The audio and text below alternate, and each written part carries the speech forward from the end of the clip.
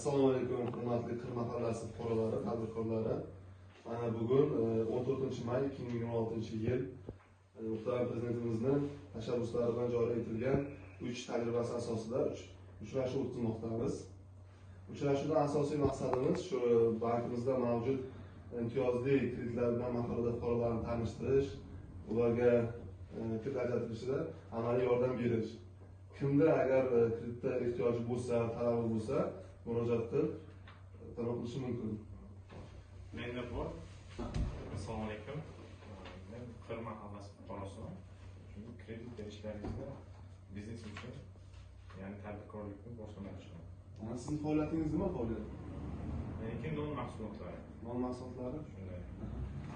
Bizlarda 7 sonli qaror bo'yicha biznesga birinchi qadam doirasida 10 million so'mgacha kreditlarimiz bor. Muddati 18 oygacha beriladi. Foiz stavkasi 23%. Siz hujjatlaringizni taqdim etsangiz, biz ko'rib chiqib, ijobiy hal qilib beramiz.